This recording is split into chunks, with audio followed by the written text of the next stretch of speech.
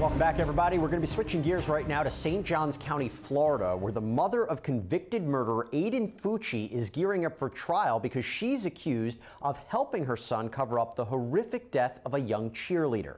2 years ago, on Mother's Day, 13-year-old Tristyn Bailey was found stabbed 114 times with part of the murder weapon broken off in her skull. Fucci was arrested the next day and charged as an adult with first-degree murder. Fucci's mother, Crystal Smith, faces an evidence tampering charge, and that is because, according to Smith's arrest warrant and affidavit, video surveillance shows her going into Fucci's bedroom and scrubbing a pair of blood-soaked jeans in the bathroom sink. It's allegedly the same pair of jeans that Fucci had on when he stabbed Bailey to death. Smith faces up to 5 years in prison if she's convicted. Her trial is set to start on the 17th. Now, in case you missed how Aiden Fucci's sentencing panned out last month, his penalty phase lasted 4 days. The prosecution argued that Fucci told his closest friends he planned to murder someone ahead of time in the same way he killed Bailey. Fucci's defense team emphasized the fact that he was 14 years old at the time of the murder and said he's entitled to a reduced sentence because of the law. Well, when all was said and done, Judge Arlie Smith sentenced Fucci to the maximum amount for his age, life in prison with a sentence review after 25 years. Bailey's family had an opportunity to address Fucci at that sentencing hearing. Here's part of what they had to say.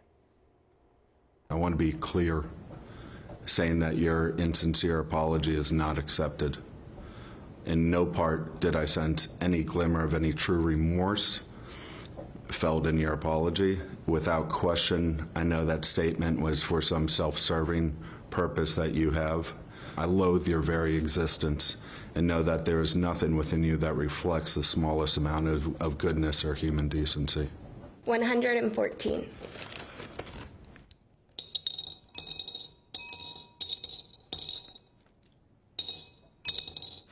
This jar now holds 114 stones, one for each of the 114 stab wounds that my sister had to endure. This last one is for me. And it represents everything that you have stolen from me. My words, my joy, my hope, my future, and my beautiful daughter. It's always so horrible to see. So Terry, talk about the mother. What exactly does the prosecution have to prove to support a tampering with evidence charge in Florida? You know, it's not as easy as you may think. First of all, they have to prove that she was knowing and intentionally doing this, that she knew there were some pending charges or a pending investigation, that she manipulated that evidence and she altered it, and also that she wanted to change the outcome of the case. And so to do all of that, they're going to have to show that when she went in that room and she picked up those jeans and she did the wash, that she knew he was being investigated or he was being charged or there was going to be a trial, and that she was trying to alter that evidence so he wouldn't be held responsible for the case. So they're going to have to show some intent there, and it might be difficult to say exactly what she knew and when she learned about what happened. Mike, the problem is, if she's seen on tape washing the jeans, if you have that video, you heard Terry explaining maybe some of the difficulties, how do you really defend against that? Well, I think Terry gave an excellent explanation of how complicated it really becomes when you break it down step by step. I mean, number one is this is the child's mother. So it is not unusual to have a mother cleaning someone's clothes. Whether it had blood on it or not would have to be proven that she knew where the blood came from.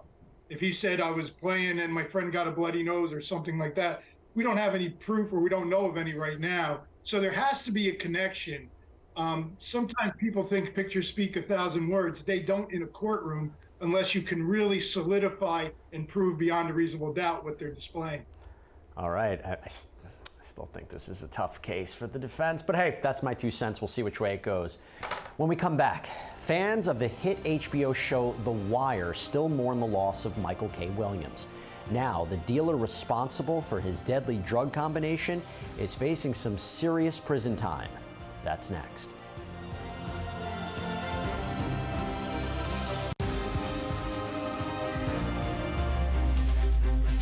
We're finishing today's show right here in New York City, where a drug dealer pleaded guilty this week to giving a well-known actor the substance that ultimately killed him.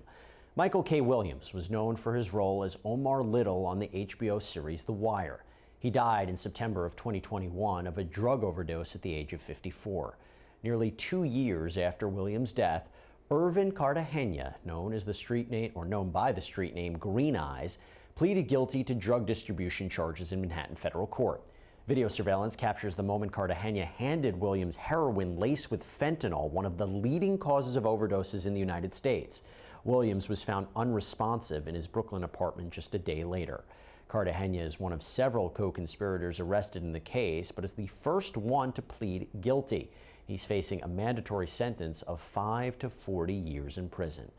Mike, really sad case here. Now, the argument could be made, though, right, that Cartagena only sold Williams the drugs. I mean, what happened to them afterwards? Was it really his business? I mean, what do you have to say to that?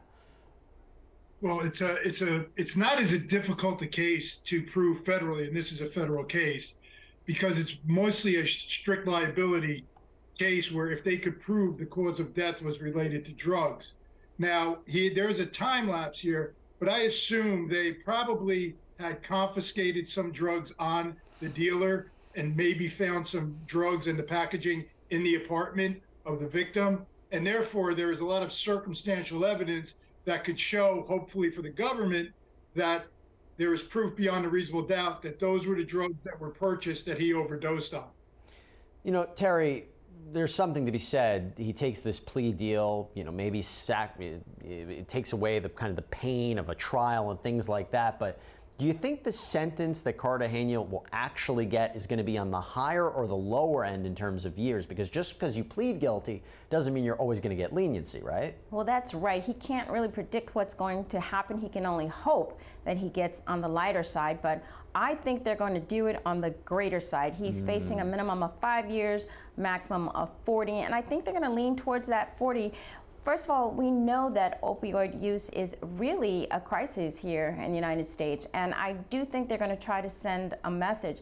The other issue is this drug dealer, Cartagena, he knew that there was a death. He knew that Williams died, and even after that, he continued to sell the drugs. So even if you argue that he didn't realize it was going to cause the death, there's still the issue of the fact that he continued to sell. And I think they want to send a message that if you're selling these types of drugs and there's a possibility that they could be laced with fentanyl, you're going to face as much as you can here because we want people to stop doing exactly that. So setting an example, I hear that. All right, Mike, Terry, thank you both so much. Everyone out there, thanks for joining us here on Law and Crime Daily. We're going to see you next time as we discuss justice in America.